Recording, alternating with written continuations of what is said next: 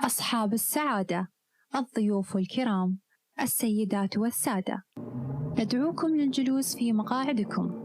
الجلسة التالية على وشك البدء. يرجى تحويل أجهزتكم المحمولة إلى الوضع الصامت. وشكرا. Excellencies, distinguished guests, ladies and gentlemen, the next session in the Al Wafa Theatre is about to begin. Please take your seats and ensure that your mobile devices are switched to silent.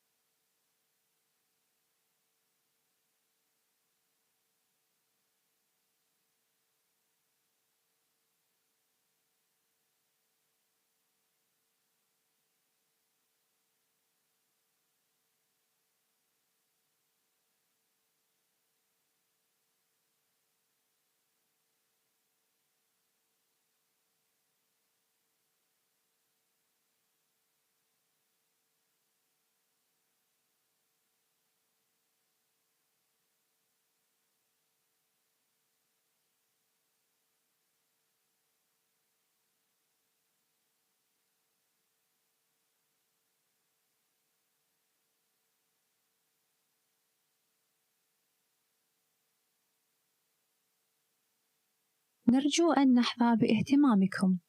يتم عرض قنوات الترجمة الفورية هنا على الشاشة. إذا كنت بحاجة إلى سماعة رأس للترجمة، فيرجى الحصول على واحدة من الطاولات الموجودة في الجزء الخلفي من القاعة. May we have your attention? The simultaneous translation channels are displayed here on the screen.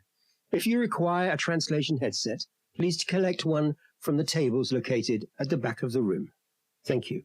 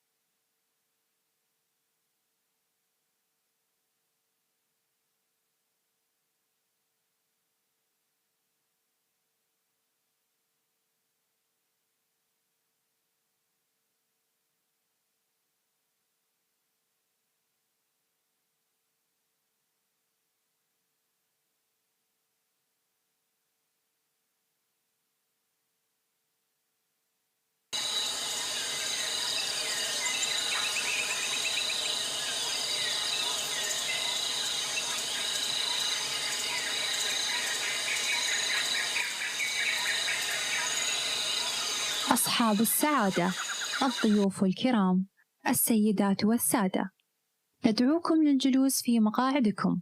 الجلسة التالية على وشك البدء. يرجى تحويل أجهزتكم المحمولة إلى الوضع الصامت. وشكرا. Excellencies, distinguished guests, ladies and gentlemen, the next session in the Al-Wafa Theatre is about to begin.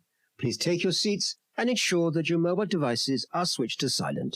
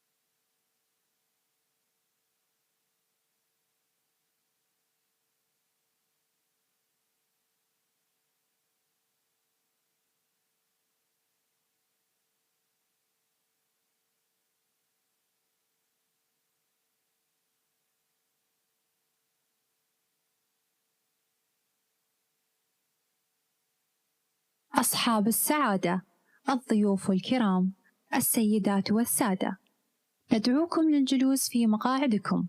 الجلسة التالية على وشك البدء. يرجى تحويل أجهزتكم المحمولة إلى الوضع الصامت. وشكرا. Excellencies, distinguished guests, ladies and gentlemen, the next session in the Al-Wafa Theatre is about to begin.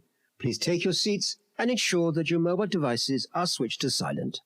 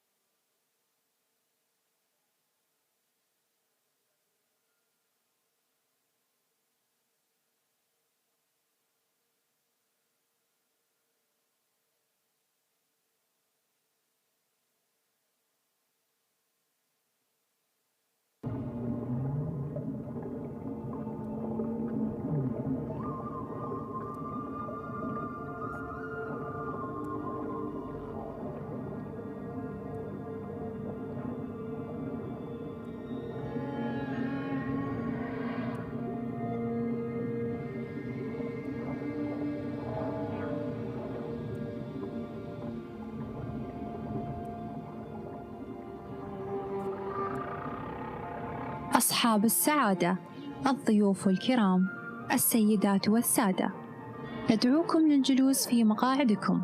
الجلسة التالية على وشك البدء. يرجى تحويل أجهزتكم المحمولة إلى الوضع الصامت. وشكرا. Excellencies, distinguished guests, ladies and gentlemen, the next session in the Al-Wafa Theatre is about to begin. Please take your seats and ensure that your mobile devices are switched to silent.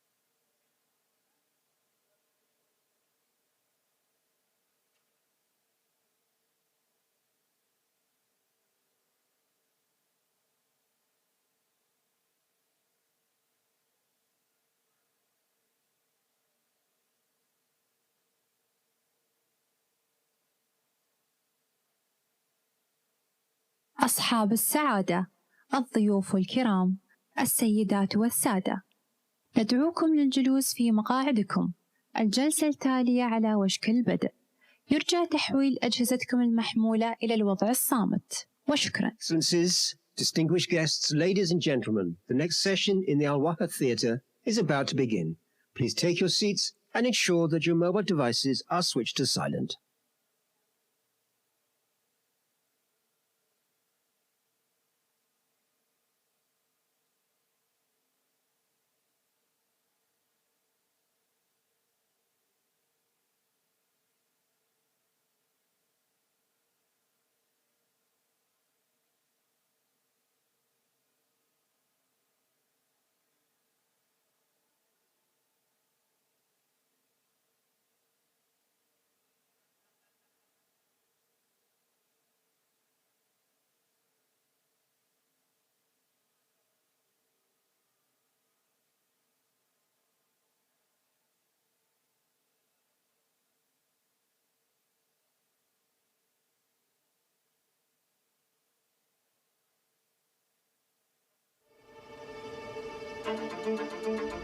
Our vision, a bold leap from climate goals to tangible action.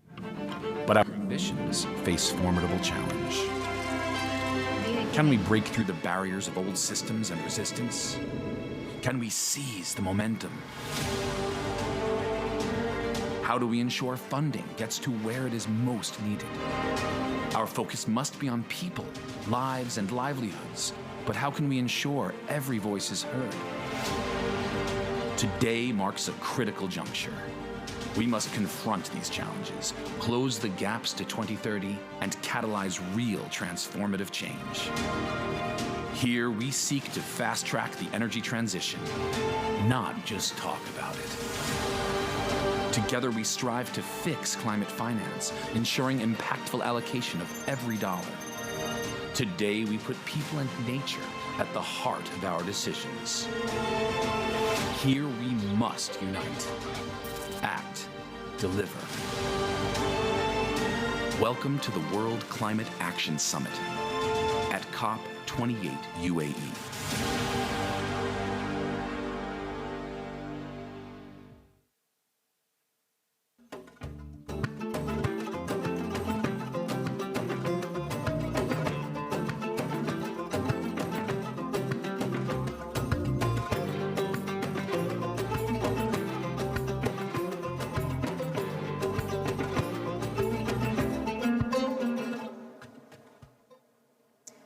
Your Highnesses, Your Excellencies, distinguished guests, ladies and gentlemen, a very warm welcome to you all to our leader-level event on transforming climate finance at the World Climate Action Summit here at COP28 in Dubai. Over the next hour, we will hear from world leaders and heads of key international financial institutions on how we can establish an international climate architecture that delivers for all. Without further ado, I would now like to invite Dr. Sultan Ahmed Al Jaber, COP28 President, to deliver his opening remarks and share with us the UAE COP28 Presidency's agenda on transforming climate finance.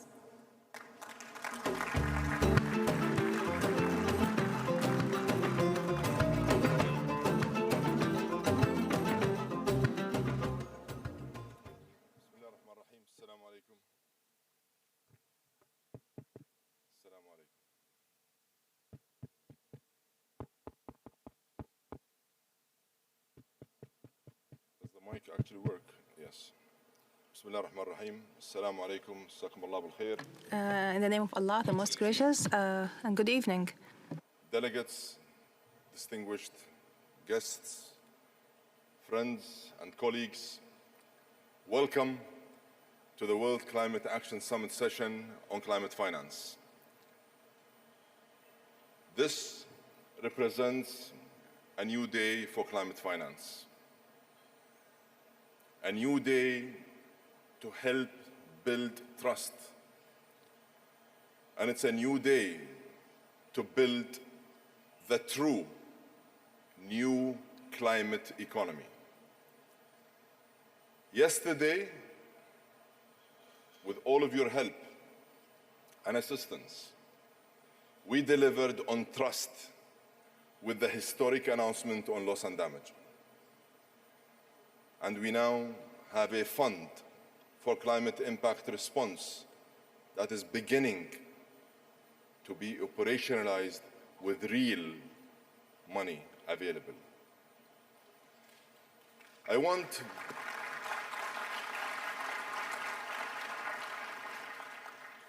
to thank all of those who have already made pledges, and I look forward to many more. And I must say, I was very encouraged with all the notes and messages I personally received from many representatives from many other countries, committing that they will be pledging in the next few days. We count on that. Before I continue, allow me to thank everyone here today who has contributed to our understanding of the climate finance gap. We decided very early on in our preparations for COP28 is that we don't want to just shoot in the dark. We want to develop a thorough, comprehensive, holistic approach to really getting to the bottom of the problem and to get a deeper understanding to the root cause analysis and why aren't we yet progressing in the way we should have been. And here I must recognize the efforts and the support and the guidance we have received as COP28 from Prime Minister Motley of Barbados, President Ruto of Kenya, and the World Bank, represented by its new and fresh energy by my dear friend and colleague AJ Banga, the IMF, many other institutions. And as I have been saying for a while, we need everybody to bring a different mindset to COP28. And I've made that message repeatedly because we don't want just another COP. We don't want just another step. We don't want just another incremental progress. What we need is a giant leap into the future in a way that makes sense, in a way that addresses the problem and addresses the real world through real and practical solutions. We need a different mindset to fix the fundamental challenge of making climate finance more available, more accessible, and more affordable. We needed to drive investments in clean energy projects, in climate resilient initiatives, in infrastructure projects, ensuring that when we are able to actually produce clean electrons, we are actually able to transport them and transmit them to those who need it. So it is not only about the deployment of solar technologies or wind farms.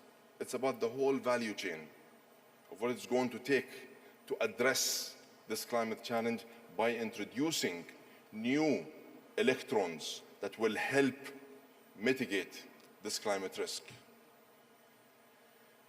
And we need focus, in particular across the Global South, because we don't want them to get stuck in between climate action or development. We want to be smart and wise on how to incentivize them to do both in parallel. And we need this climate finance to help improve lives and livelihoods. And everywhere, we cannot be selective, and we cannot leave anyone behind. This new mindset can be seen in Altera.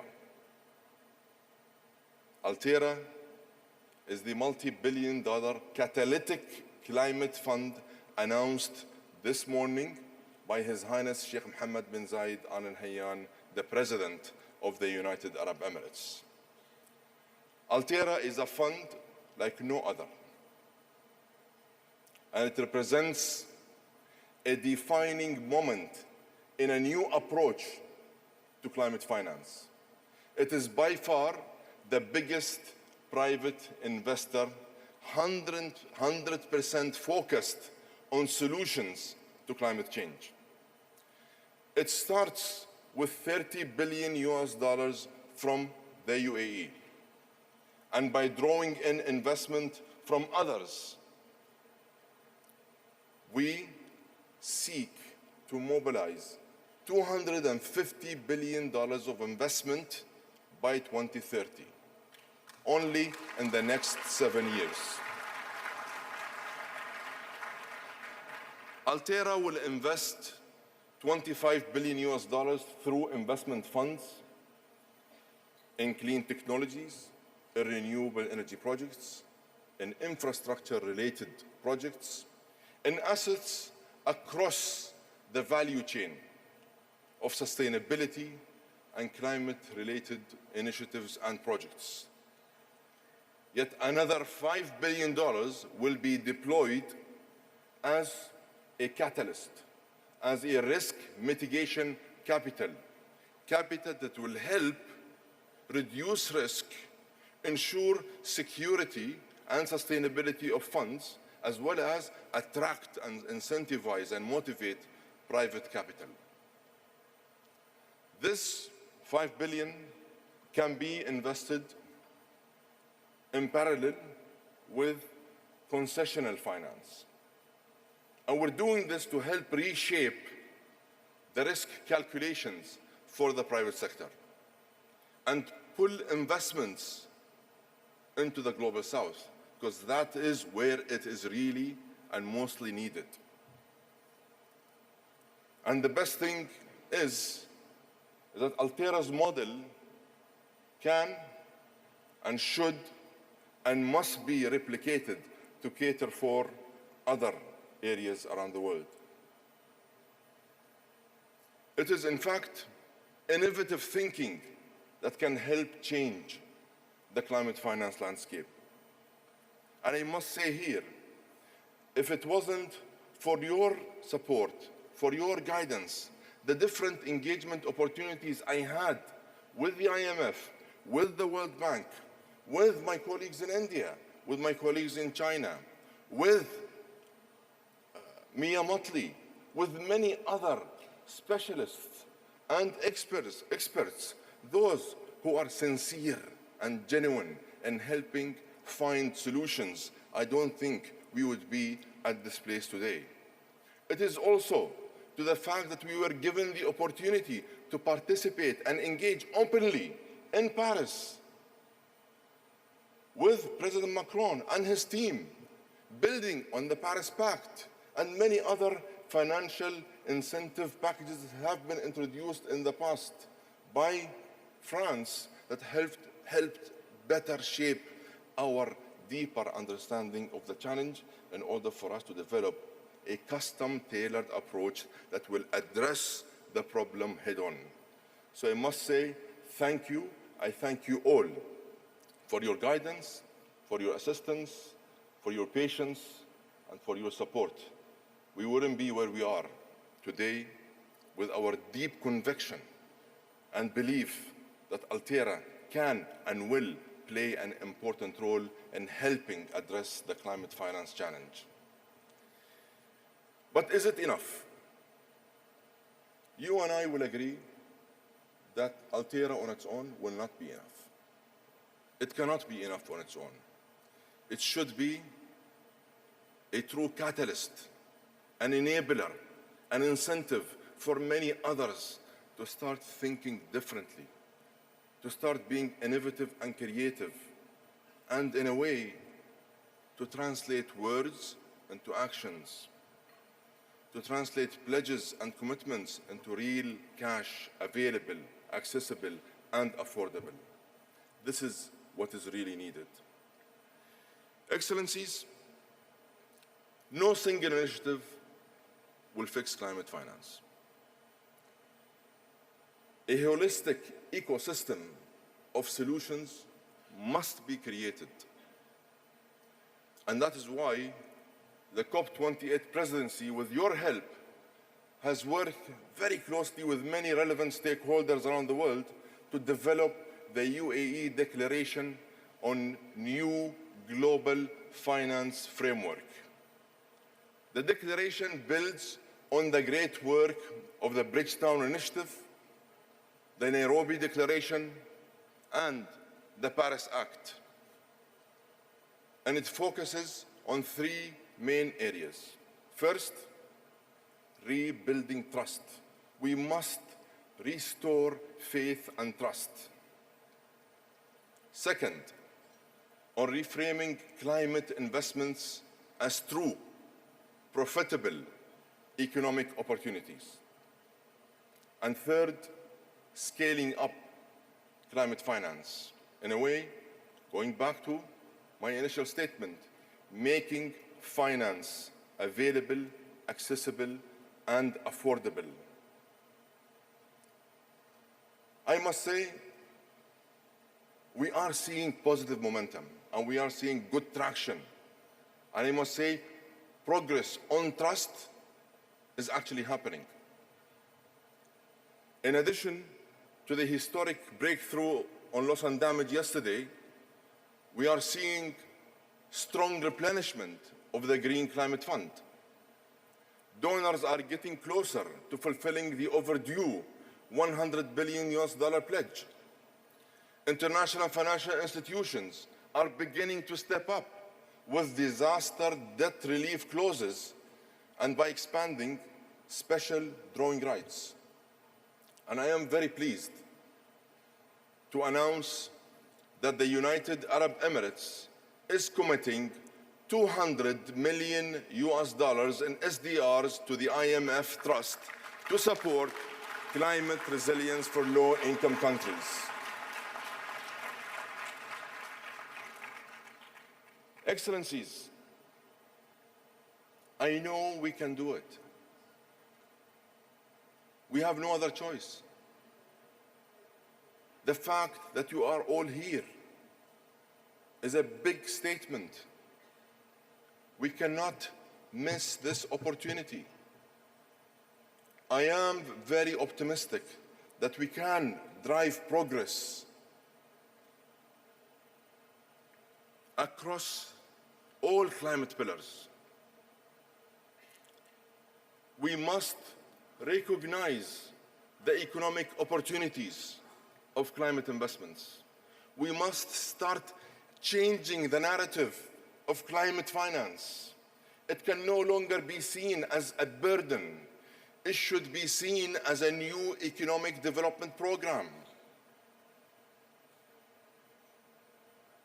Ladies and gentlemen, the fact is, the energy transition is the biggest economic opportunity since the first industrial revolution. Seizing that opportunity makes both business sense and climate sense. And that's what we have been trying to promote. Pro-growth, pro-climate. It doesn't have to be either or. It can be both. But we need to be smart. We need to be creative. We need to cooperate. And we need to collaborate. We need to start engaging private capital. We need innovative new sources of private capital, like Altera. And we need to better capitalize multilateral development banks. And we must allow for them to drive their reform. They know their business more than anyone. We should just give them the space and the environment and enable them. We need high integrity carbon markets, and I very much appreciate the drive and the efforts at the World Bank led by my very good colleague and friend, AJ Banga, and I thank him for his initiative and his announcements. We must lower risk, and we must lower currency risk. We need new financing models for blended finance, and we need to develop a critical mass of skill sets and expertise to move climate finance to mainstream. With this in mind, the United Arab Emirates is founding and establishing the Global Climate Finance Center in Abu Dhabi. This will act as a hub for climate finance. We want it to be seen as the nucleus of change. We want this hub to be activated and equipped and fully capitalized by like-minded partners. We need to create a critical mass of expertise in this space, stemming out of the positive energy coming out of COP28. Excellencies, the declaration is our blueprint. Let's follow that blueprint. Let's take ideas to scale, and let's build the new climate economy together. I know we can, and I know we will. I trust you. Thank you very much.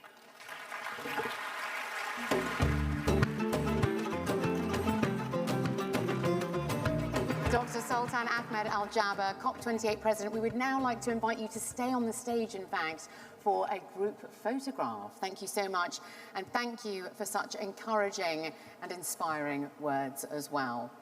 As I mentioned, we would now like to invite leaders of the countries who have championed and endorsed the UA Declaration on Climate Finance to now join us on the stage.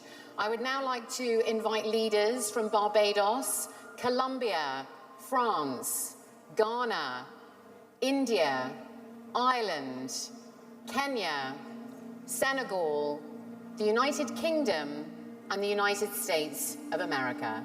Please do join us on the stage for a group photograph. Thank you.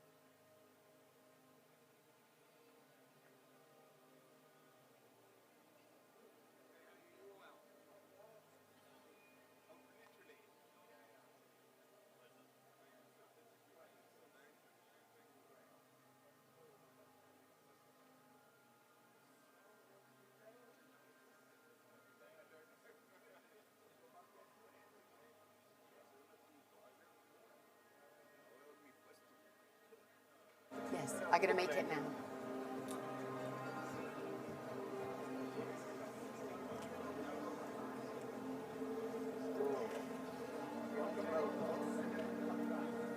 Thank you, Your Excellencies and honourable guests, and congratulations on this landmark achievement. You may now go and take your seats, and we will, yes, please do take your seats, and I will welcome our next guest. Well, we now commence our first segment, mobilising around a new financial architecture, where we will hear from world leaders on how we can deliver on the UA Declaration on Climate Finance and transform climate finance. To open this segment, it's my great pleasure to now welcome to the stage His Excellency Narendra Modi, the Prime Minister of India, who has led a very successful G20 presidency this year. He has been a crucial voice on how climate action should promote development, shared prosperity, and opportunity for all, which is a fundamental principle of the UA Declaration on Climate Finance. Your Excellency, Prime Minister Modi, the stage is yours.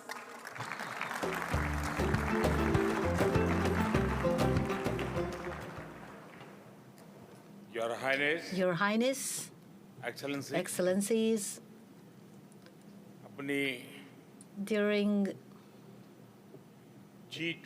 our G20 presidency, India accorded التنمية المستدامة sustainable development and climate change. Both of these subjects were accorded high priority. We made one Earth, one family, one future, the very basis of our presidency. And through collective efforts, we were successful in achieving consensus on several matters. Friends, we are all aware that the countries of the global south, including India, historically have had a minimal role to play in climate change. However, the adverse effects of climate change are more profound on these countries. Despite resource constraints, these countries are committed to climate action. In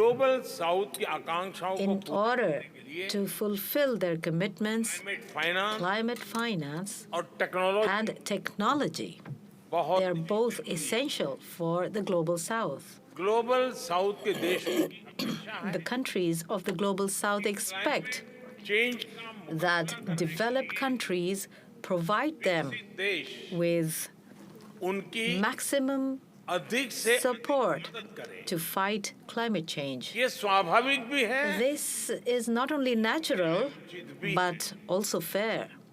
Friends, at the G20, it was agreed that for climate action, several $trillion of climate finance would be needed by 2030.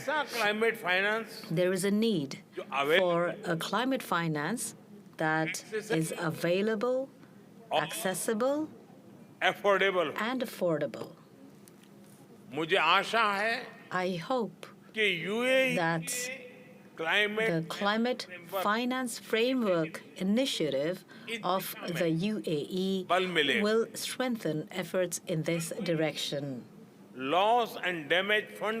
India welcomes the historic decision taken yesterday to operationalize the Loss and Damage Fund. This has generated hopes at this COP28 summit. We hope there will be concrete outcomes on other subjects related to climate finance and climate action also at the COP summit. Firstly, that there will be concrete and real progress at COP28 on the new collective quantified goal on climate finance. Secondly, there will be no shortfall in the Green Climate Fund and the Adaptation Fund, and that these funds will be replenished immediately. Thirdly, multilateral development banks will not only provide finance for development, but also affordable finance for climate action. And fourth, the developed countries will end their carbon footprint well before 2050. I take this opportunity to welcome the announcement by UAE to set up a climate investment fund. Thank you. Thank you very much.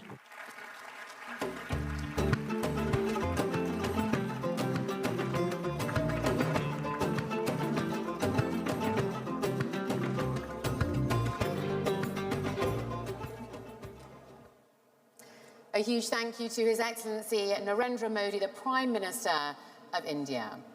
We now continue the discussion with a panel of heads of state to share with us how they are delivering ambitious action on this declaration. Please welcome our first guest, the Honourable Mir Amor Motley, the Prime Minister of Barbados.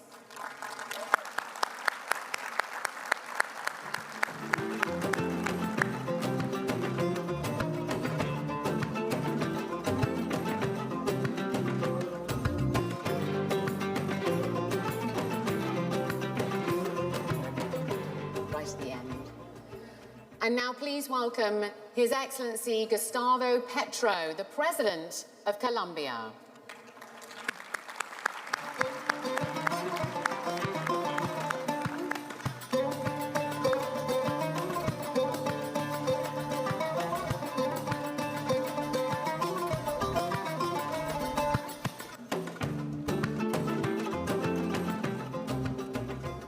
A warm welcome, Your Excellency. Please now welcome His Excellency Emmanuel Macron, the President of France.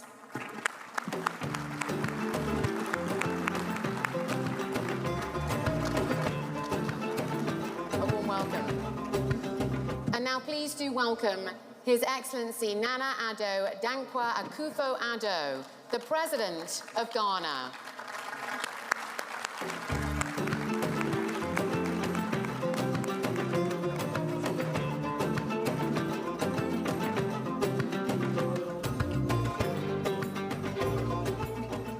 And now please welcome His Excellency William Ruto, the President of Kenya.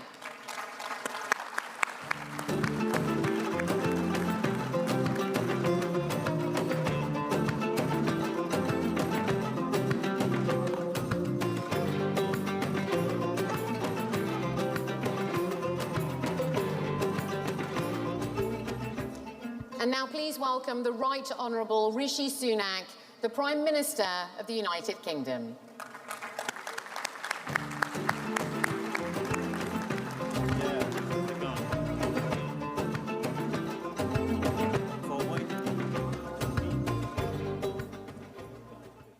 And now to moderate the discussion, please welcome Her Excellency Kristalina Georgieva, Managing Director of the International Monetary Fund.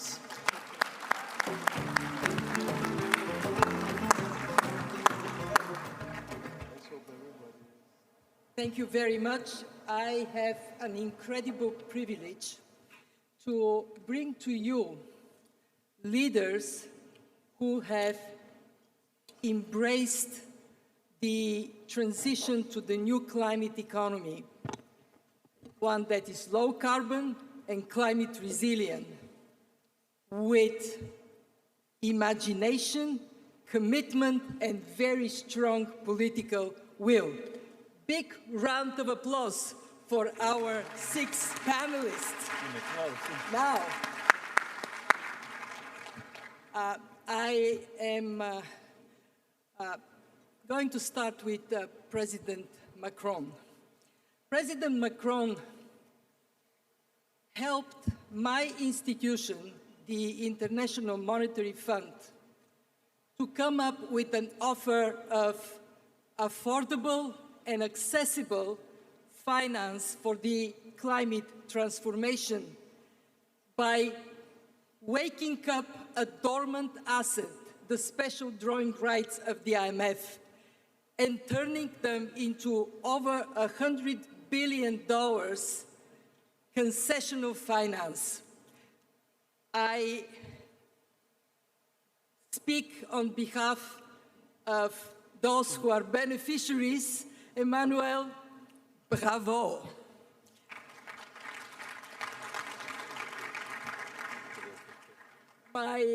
My question to you is the following. You have brought us in June in Paris for the Paris Pact for People and Planet. And what you did was, one, you exposed for everybody to see that unless we act with conviction to address inequalities in access to resources, to finance, between advanced economies and the developing world, not only what we do would be morally wrong, but it would prevent us from winning the fight against the climate crisis. You have been a strong promoter of solidarity and a spirit of unity that can get even the toughest things done, but also promoting the role of the private sector. So you're here. We are announcing this framework, which is notable for being optimistic. It is about the opportunities of the climate transition and inclusive, bring private sector, governments, and international financial institutions. Are we meeting the objective of PPPP? What more do you want to see done? President Macron. Thank you, Kristalina. Hello, everybody. First of all, thank you very much, and all of us are very happy to be here to try to make concrete progress. And I think we need more money, and I would say smart money being channeled at the right position and going on the ground. So what we tried to do during the past few years is to mobilize much more public money on both climate change and fight against poverty. And what we tried to set up with your initiative, because more than 2 years ago it was your idea, Kristalina, and we just pushed this idea to have SDRs, a mission to rechannel, reallocate SDRs of rich countries towards poorest countries. And on top of that, to try to have much more mobilization of the balance sheet of both IMF and World Bank. And what we are building now with the Paris Pact for People and Planet is a very simple approach. Number one, nobody has to choose between fight against poverty and climate change.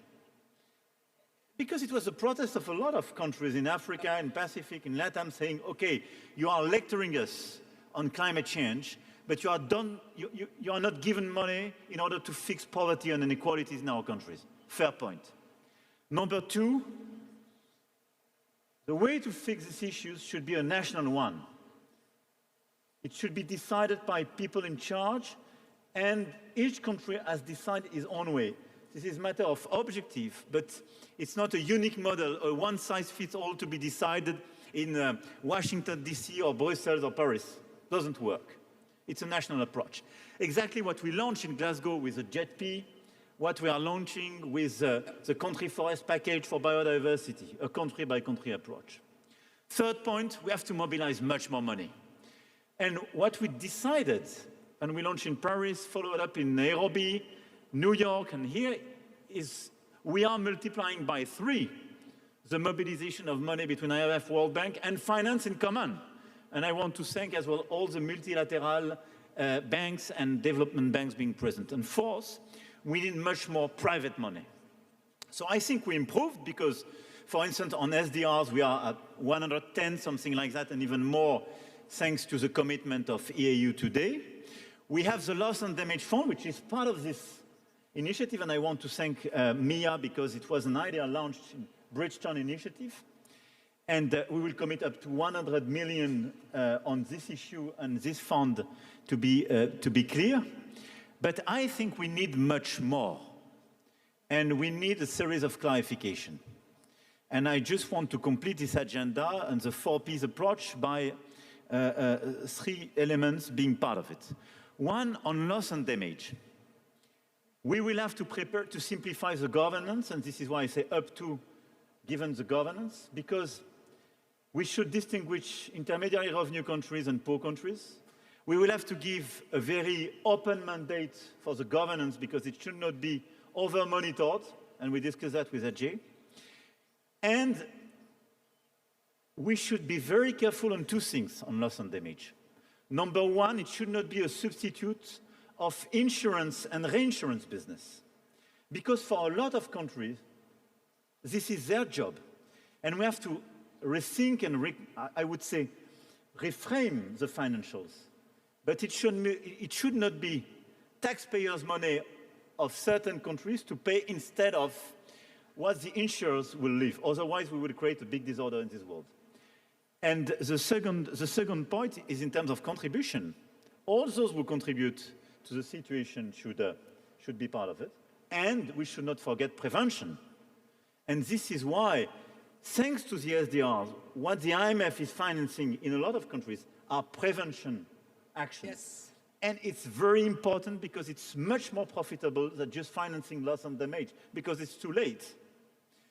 I think we have to focus in the months to come on 2 additional things. One is how to have a better carbon market. We have a lot of private money. We have to be sure that this private money is fairly and rightly channeled toward the right actions. And this is the work we launched with Rishi in order to refund carbon market and to work together on biodiversity credits. But we need now a market in order to take into consideration the right carbon and biodiversity impact in order to channel private finance to the smart actions. And my last point is, clearly, we have private money, we have public money on our commitments, but we need international tax. I want to thank my good friend William Ruto, because we conceived that in Paris and in Nairobi during the summit, launched this initiative. And during this COP, we launch very clearly, and we start this task force for international taxation. And the idea is to have now this working group, because this international taxation should finance fight against poverty and climate change actions. And this task force should report next year, sorry. Next week will be super, I would love. Next year, and in order to find a compromise, but to make it in action for COP30 in Brasilia. This is, for me, very good compliments to what we launched and what we are delivering. All in all, what we are doing in concrete terms is a complete reshuffle of our global governance. And I just want to conclude on that. The point is, our current architecture is no more adapted to our challenges. We need much more money. We need a better articulation between public and private. But we do need much more inclusiveness. A lot of countries today didn't exist where these institutions were created. They have no voice in our institutions.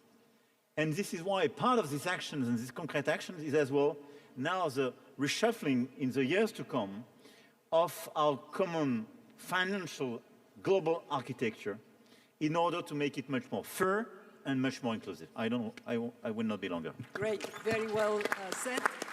And I can see there was a lot of nodding when he talked about the work to be done in the future.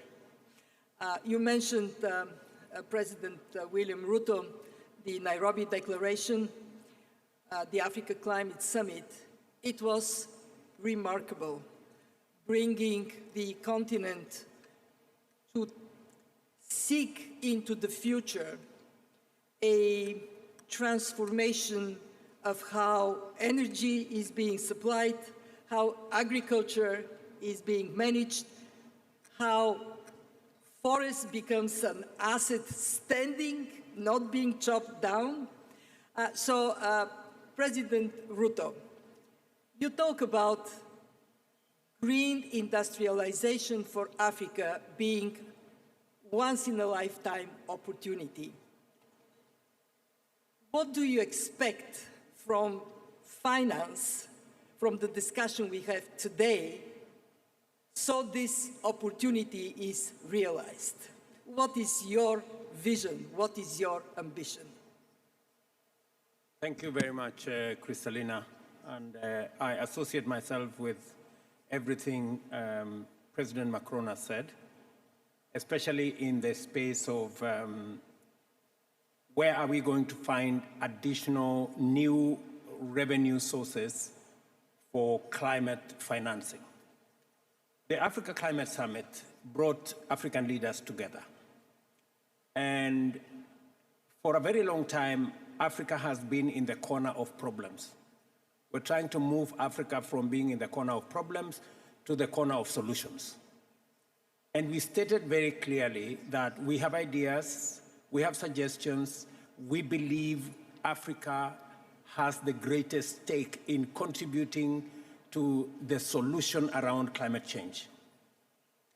And we got ourselves here, this problem of climate change, because of energy, fossil fuel energy. We will get out of here again because of energy, renewable energy. And that renewable energy is in abundance in Africa.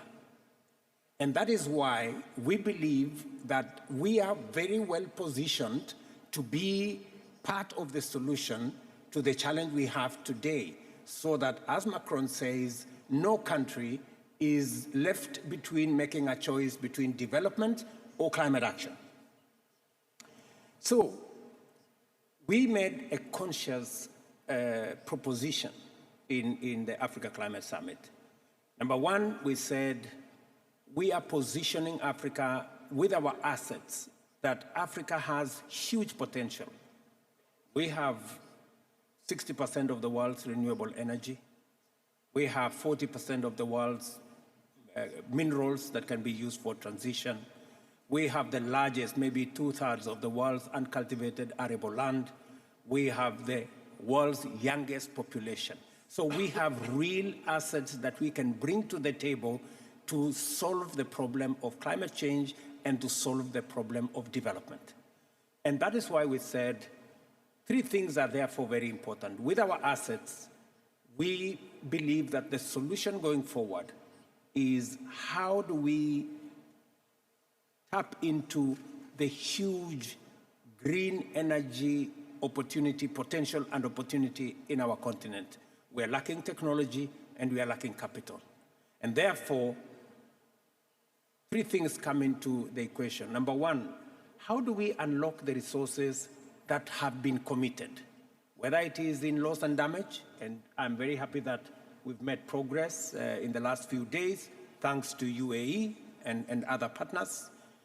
How do we then look at the international financial architecture? How do we empower World Bank? How do we empower the IMF to do more concessional funding? How do we reorganize their governance so that those countries that did not exist, many of them in Africa, when the IMF and the World Bank were brought into being, how do we get them to have a say? How do we speak to recapitalizing these multilateral development banks? How do we improve on liquidity, the subject SDRs that President Macron was talking about? How do we deal with the real issue of exaggerated risk that is destroying African governments? You know, how do we de-risk African investments? And how do we bring on board finances from the private sector. And therefore, ultimately, we came down to green industrialization is a big opportunity. Big opportunity, why? Because we have the green energy. We have the green raw materials, whether it is bauxite, whether it is steel, whether it is iron ore. We can export very many green products out of Africa, whether we are talking about bauxite, aluminium, steel, green products to Europe in terms of food products. So Africa has the potential. We have the opportunity. We have everything that we need to power our green industrialization. And that is the reason why we are very clear about what is lacking. That is climate finance. And that is why we are willing to go all the way to the launch we are going to make in this COP of a new framework, what we called in Nairobi a new global financing charter. We're going to have a global financing framework according to UAE. And we are going to have here another framework aligned, synergized, so that by next COP, we will have a new financial pact that brings on board resources. How do we collect additional resources? Is it tax? Is it carbon pricing? How do we leverage on carbon markets? How do we bring into the equation all the issues around natural carbon sinks, whether they are our forests, whether they are our peatlands, and majority of these are in the part of the continent we come from. So we believe that Africa can make a huge contribution with our assets if we were to agree on how financing can be obtained, and we are ready and willing to play our part, including making a contribution in the new financing framework. Excellent. Thank you very much. Look, you listed all the assets of Africa. It is very clear there cannot be a prosperous world without a prosperous Africa. One asset I would add is leadership. It is fantastic to have leaders on the continent that have that vision that you just presented to us. We made a small correction at the IMF by adding a third chair to represent Sub-Saharan Africa. Problems are not solved, but we made a small installment. For which we are grateful. I want to turn to Rishi Sunak. The UK took the lead on placing climate finance at the center of discussions in COP in Glasgow. And the UK has been fantastic in promoting innovations to make the financial capacity of multilateral development banks, of the IMF, go further than otherwise through guarantees and other forms of innovation. So what next? Where do you see the UK making further contributions in the financial arena? Prime Minister Sunak. Thanks, Kristalina, and it's been good to work with you on this topic for some years now. I guess let me start by saying that I recognize the frustrations about the limits of development and climate finance, right? If you look at it, developing countries pay 5 times more to borrow on private capital markets. Investment in renewables is growing at an extraordinary pace, but right now, I think less than 2% of that is going into Africa. And, you know, President Ruto has argued previously, others have, that situation is completely indefensible. And I agree.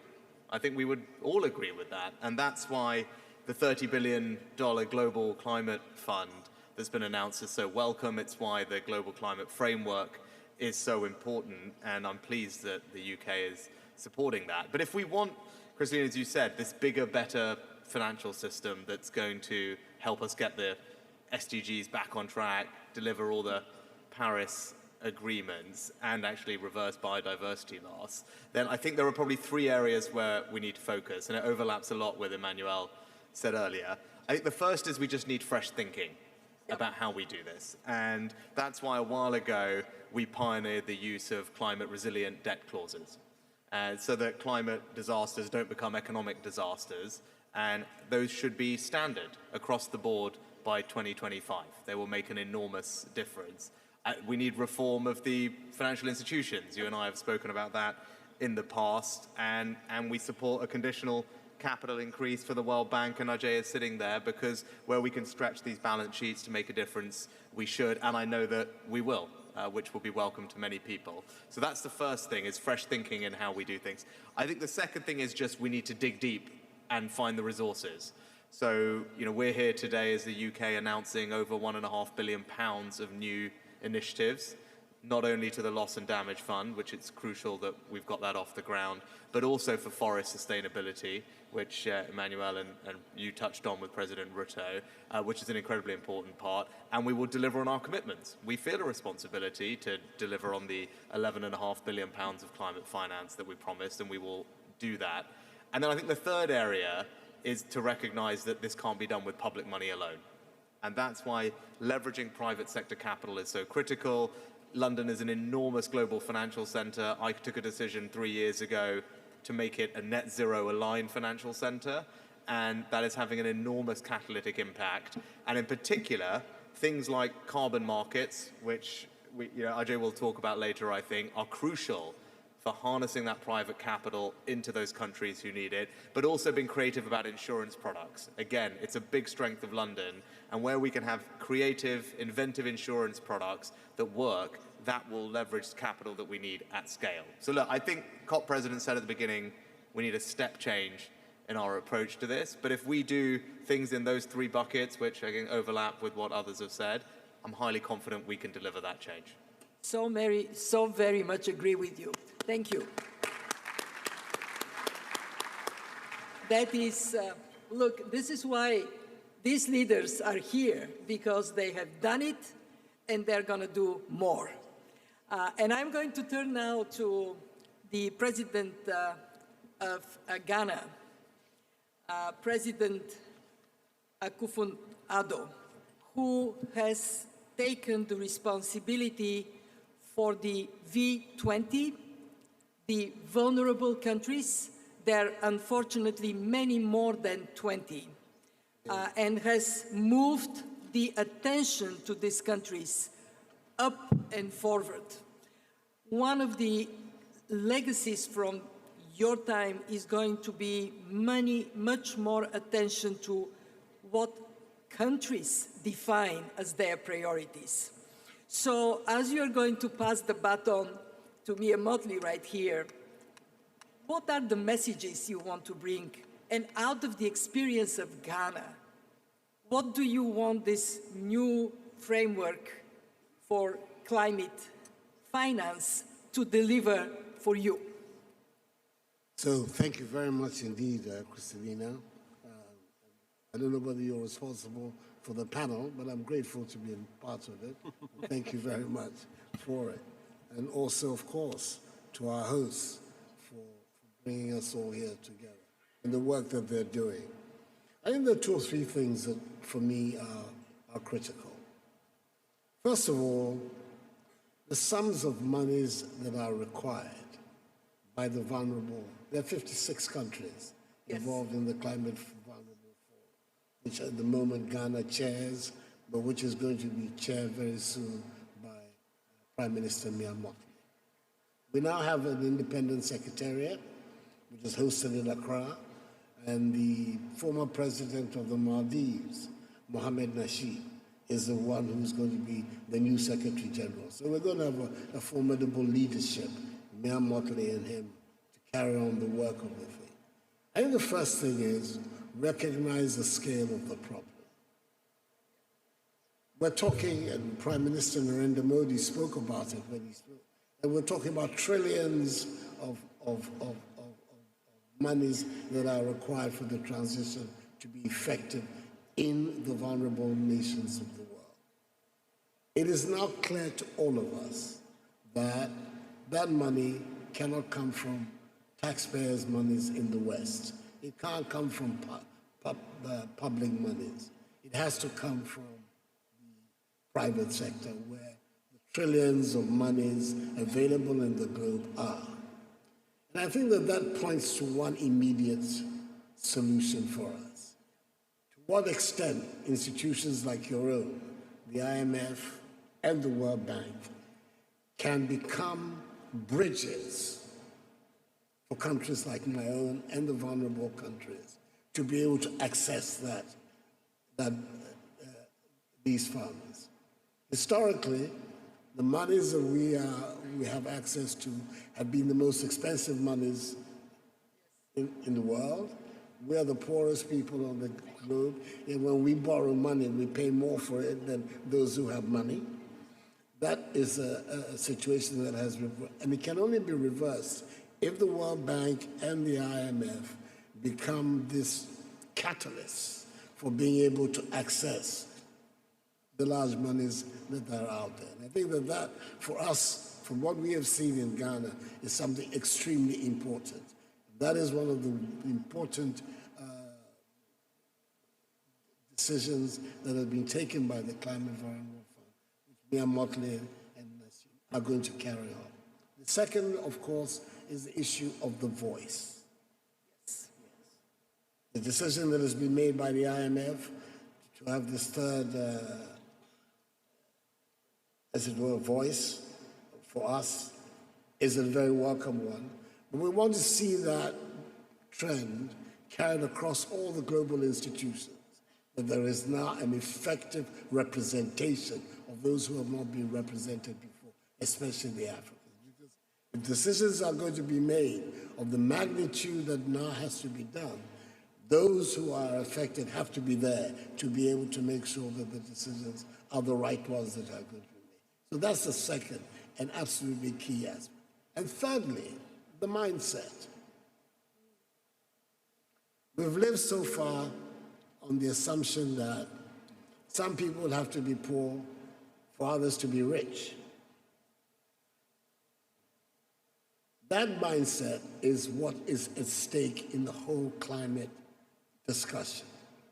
Because for it to succeed, for us to be able to make the transition that will enable all of us to live in this planet in an equitable and successful manner, we all have to see ourselves as part of one family. That has not been the picture up till now. Are people now prepared to recognize that we can create a world where there'll be prosperity, will be even and broadly based? If that is possible, then the mindset that will allow us to make those decisions will also have to change. I think that these are the three, for me, the three institutional matters that we have to look at. So the message is a better world is possible. It's possible. That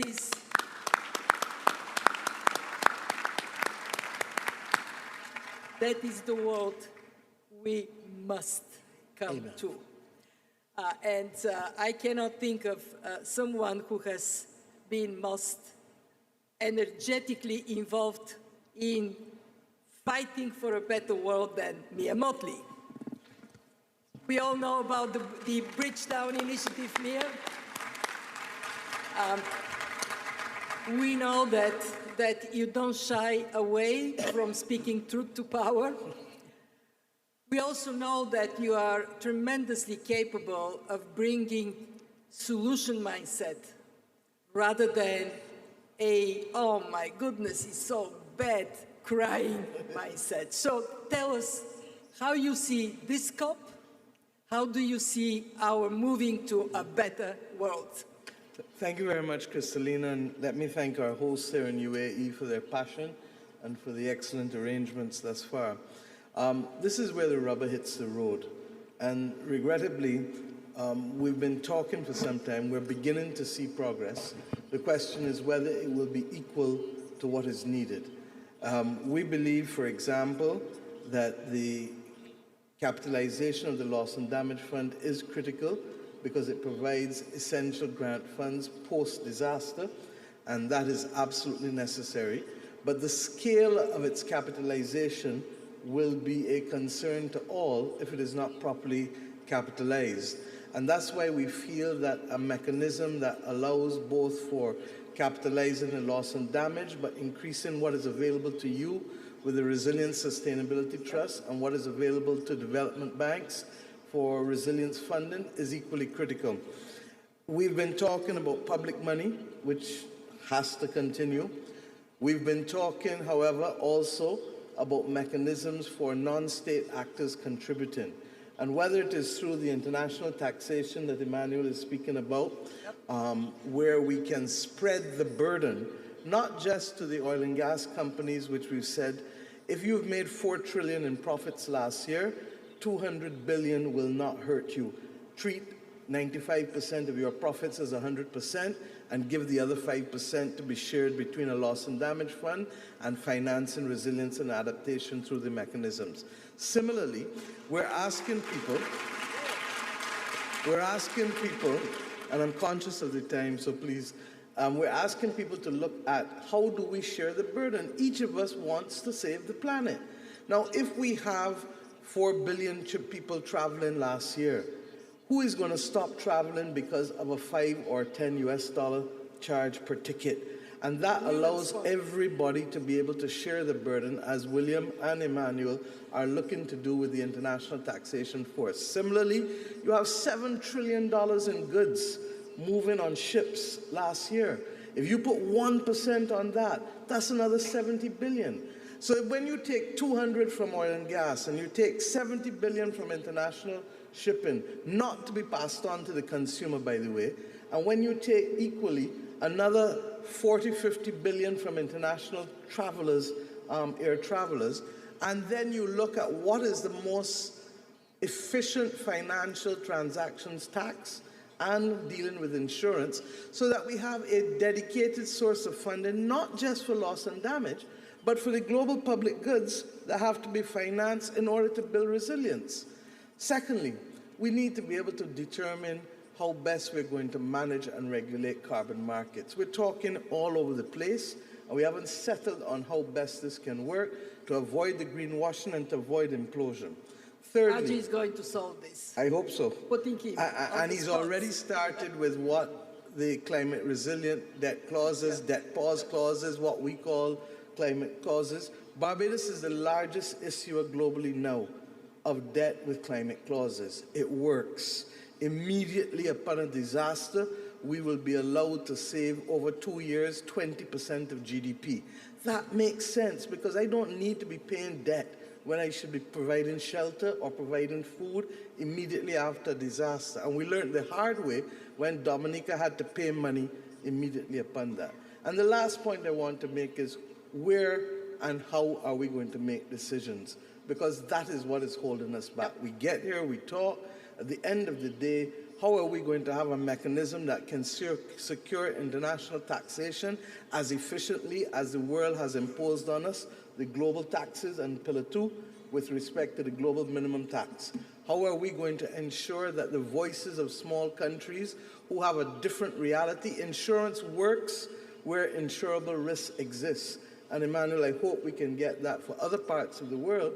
But my fear is in the Caribbean, it's already being seen as an uninsurable risk. We see the retreat of insurance companies in Florida. We see the absolute retreat of them in California with wildfires. So that is why we went for debt clauses, because it gives us access to money to deal with people who are uninsured and underinsured immediately after disaster. So I hope we can continue the conversation. Obviously, 3 minutes or 4 minutes can't get into the details of it, but suffice it to say that we have enough ideas. The problem is, where is the decision-making going to be made, and who is going to be at the table to make the decisions? Because it isn't only about state actors, it's also about non-state actors. Thank you. Thank you very much, Mia.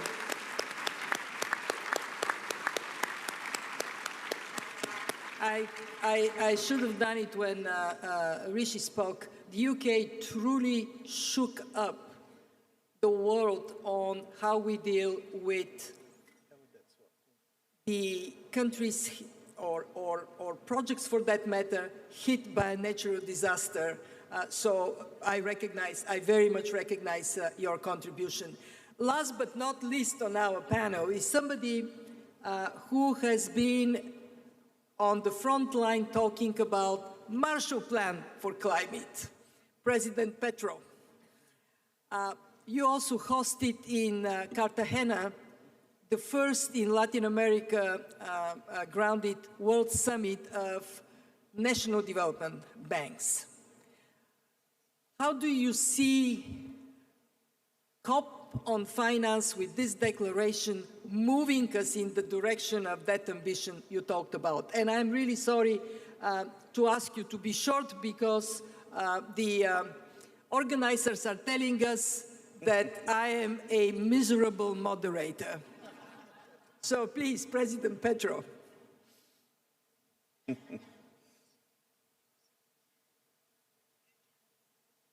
Breve no voy a poder ser, pero indudablemente se ha puesto en discusión, ha comenzado desde hace 2, 3 años el tema de cambiar la estructura de financiamiento del mundo para poder abocar salidas reales, efectivas a la crisis climática.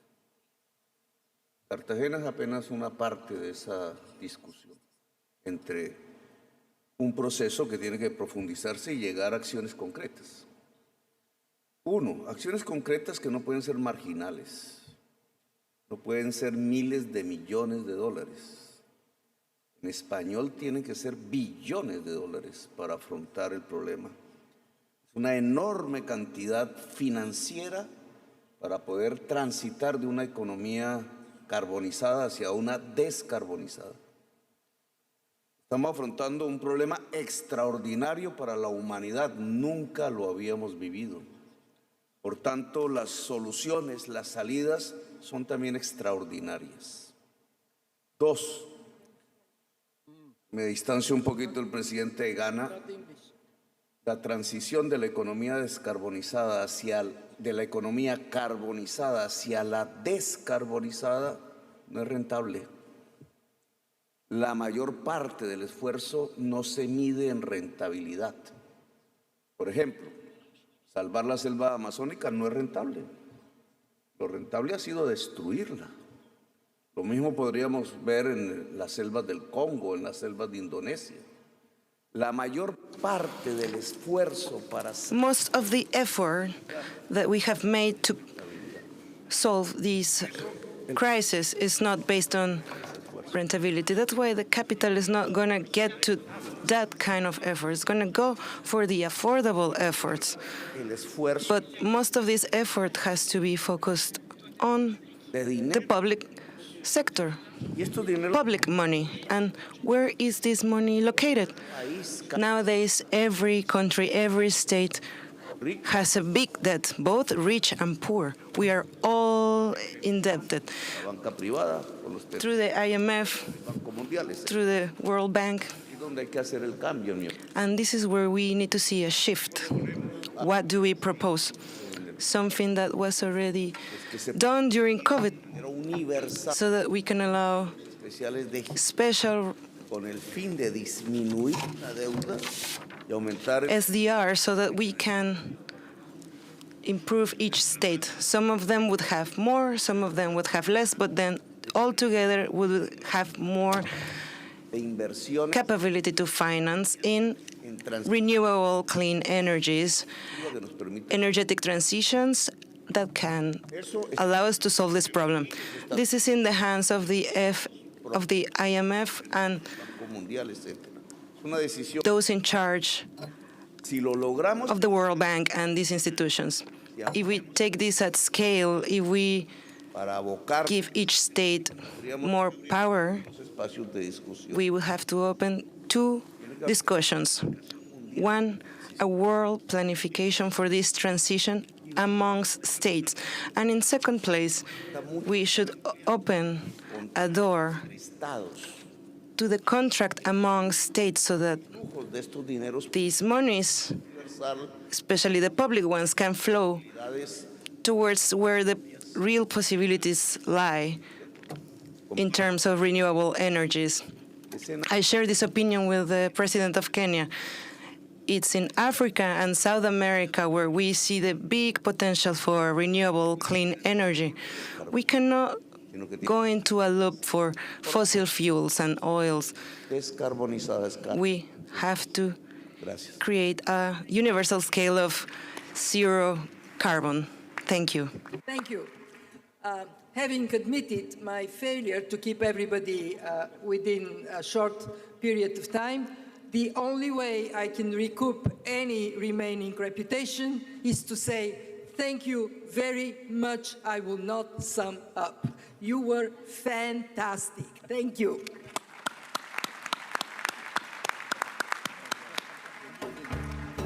But it was very interesting.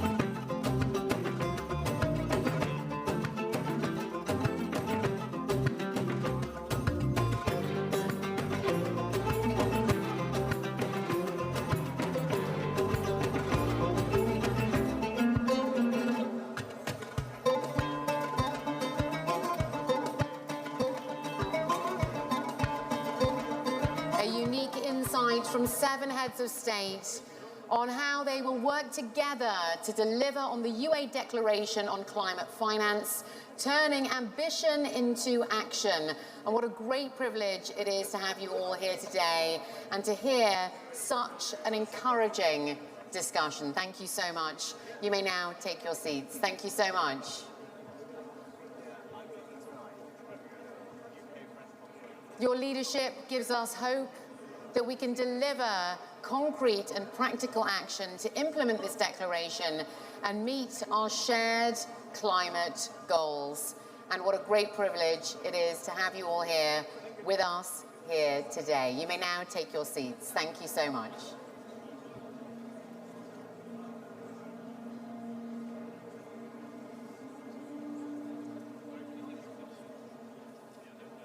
Your Highnesses, Your Excellencies, distinguished guests, ladies and gentlemen, I would also like to announce that the Federal Republic of Germany as a signatory to the UA Declaration on Climate Finance. So please give them a huge round of applause.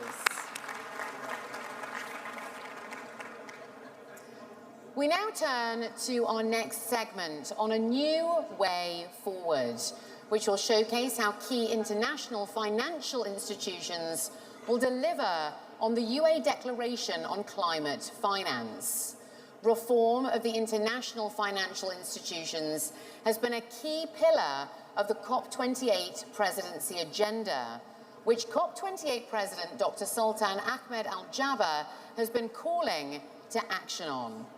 It's now my great pleasure to welcome to the stage His Excellency A.J. Banga, the President of the World Bank Group, to share with us his vision on delivering the COP28 presidency agenda on transforming climate finance.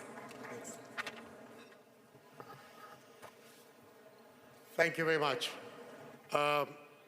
We are here at a very critical moment in the arc of humanity and of the planet. But it is not a moment without hope. The resources of wealthy nations can create opportunities, while, as President Ruto just said, the abundance of sun, wind, fertile soil, and young people enjoyed by emerging economies could drive our future. We do not suffer from a shortage of solutions. We are paralyzed by a persistent lack of courage to pursue them. Though the bank and all of us know what can be achieved when all shoulders push at the wheel, we at the World Bank have inherited decades of knowledge and benefited from the generosity of every nation. Now we're being called upon to respond. I believe we have never been better positioned to deliver the progress that is demanded. And that's what motivated us to secure a new mission and vision, which is to create a world free of poverty on a livable planet. In doing so, we widened the aperture of the World Bank, reflecting a reality that the luxury of choice was for the last generation, and our challenges cannot be addressed piecemeal. But our devotion is not just reflected in our words, it must be in action. So in 2021, we set a climate finance goal of attaining 35% average by 2025. We are ahead of that, but this is not the time to celebrate. This is the time to add to this ambition. We will aim for 45% of our annual financing for climate by 2025. We are putting our ambition to overdrive. Thank you. Thank you. Thank you. And we will put to work more than $40 billion a year. That's $10 billion more than the original target. This does not include the work the private sector is going to do with us, and my friend from Bank of America is going to come up just after me. She will talk a little bit about that. But we are making certain that IBRD and IDA resources are deployed equally for mitigation and adaptation. Because while we are all experiencing climate change, we feel the effects differently. For example, as Mia Motley would tell you, every single person in the Caribbean knows what it is to live under the fear of our failure to address climate change. They know that when a hurricane hits, it takes lives, homes, and roads. But what it really does is it steals time. It turns back the clock on hard-won progress. When catastrophes occur, leaders are concerned about people and communities maintaining access to food, water, food, power, and they're tormented by the loss of life. In those moments, they need the reliable partner on their side. We at the World Bank want to be that partner. These countries should rest assured when they take a hit, we have their back. And that is why today we are significantly expanding our crisis toolkit, delivering on this promise in several ways, and Mia referred to it a little bit. We are broadening the scope of our climate-resilient debt clauses to cover all existing loans for the most vulnerable. Thank you. You're there. Mia's right here. She's the inspiration for this work, by the way. Offering a pause on not only the principal, but also the interest payments. And enabling the fees of this cost to be covered by concessional resources so that others who are better off can help to offset the cost for those countries who already are dealing with challenges that they did not set out to set up for themselves. So Mia, thank you. But it's a long journey. We can do more. Our legitimacy has only possible, it can only be earned through impact every day. Over the next few days, we're going to detail a blueprint for slashing methane emissions. We have just announced a little while ago a very ambitious initiative on voluntary carbon markets for forestry credits, starting with 5 countries that will be online next year, going to 15 in total. We think we can raise 126 million of high integrity and highly valuable carbon credits to help create a market with a price that makes sense for those carbon credits. And then we've got our private sector investment lab, and I'm sure Anne will talk more about all of that. The journey we are on demands action. I think we've got to do our part, and while our journey may be fueled by hope, rest assured, I believe it will only be realized by deeds. Thank you very much.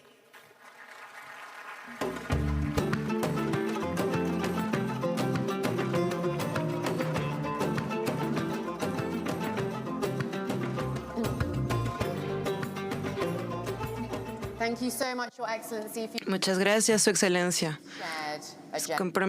por sus compromisos a esta agenda compartida. Continuaremos la conversación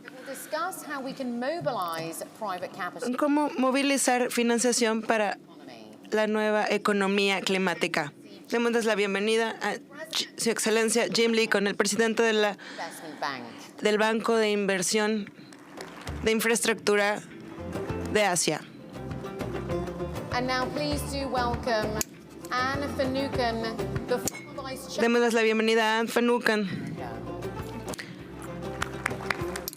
la expresidenta del Banco de Estados Unidos, Bank of America.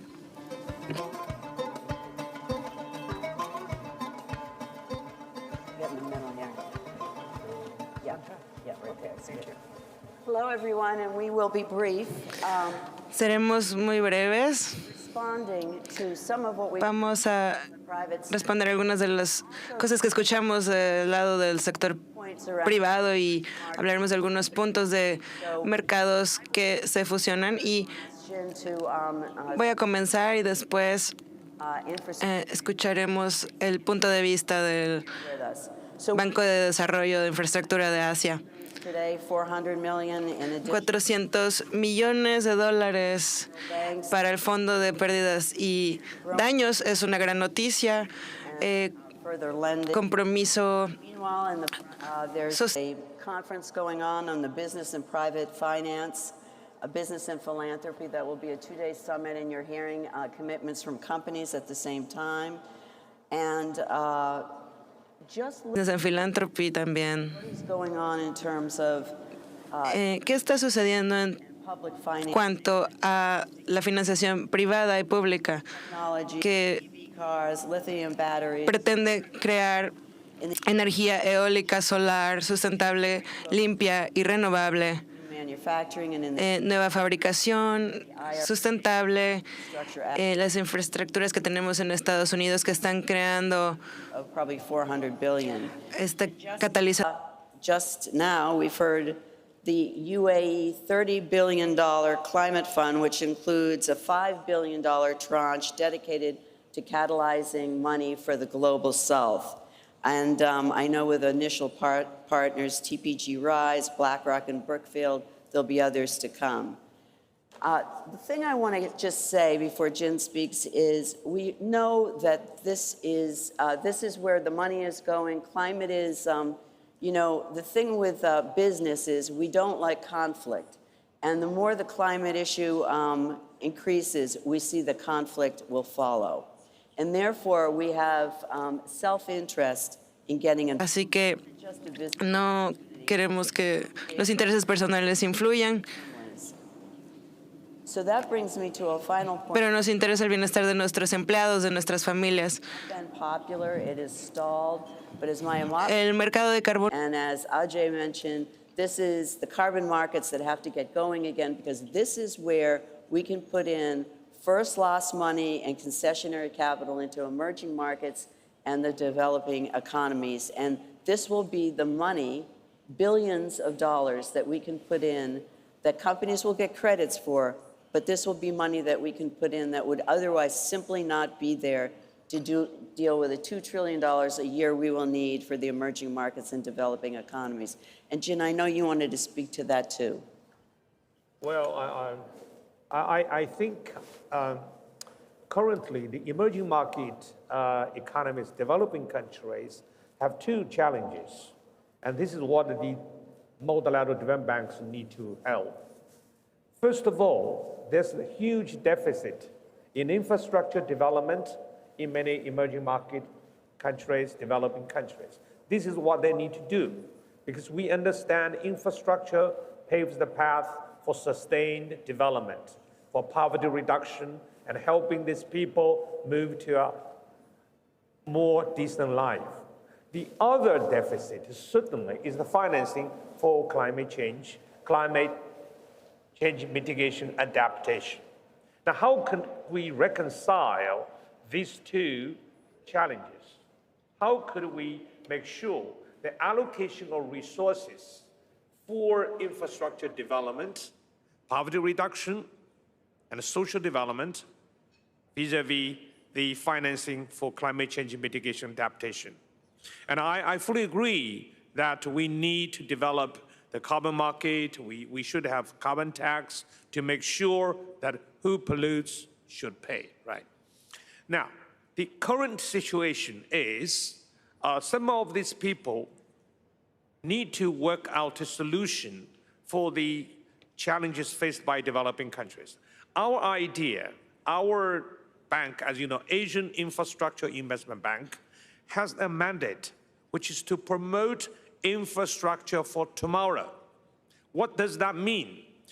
That means infrastructure designed, implemented, and maintained would not be the same as the way we do infrastructure 20, 30, 40 years ago. Infrastructure would absorb 90% of the investments, but if you can work out a solution so that the infrastructure for tomorrow would contribute to the reduction of GHGs. Infrastructure for tomorrow would improve environment rather than create environmental problems. So our idea is to have the financing for climate change permeating the infrastructure projects done in a new way. That's our solution. And I think it is possible with the digital technology and with new technology to be developed. I think we can do that. Now, over the next from 23 to 2050, we know we need $150 trillion to deal with the climate change. And on average, we need $5.3 trillion every year. And I understand during this period, new technologies would be developed. New technologies would be not available today, could be developed through that course. So we should be optimistic, but what is the most important is to mobilize all of the resources, particularly private sector resources.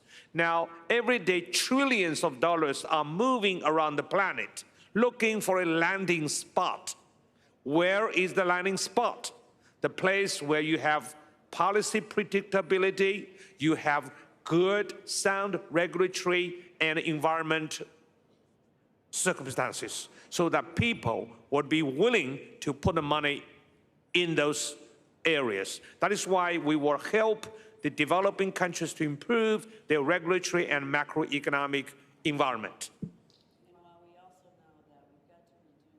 Coal and fossil fuels and build on wind and solar and hydrogen and whatever will come next, because certainly there will be something that comes next. The point is, public-private is important. We need to come up with a solution on carbon markets and to be able to put money in where we're going to make the most growth. Emerging markets, developing economies are a key element of that. Remember, nobody wants conflict. Thank you very much. Thank you. Put that there.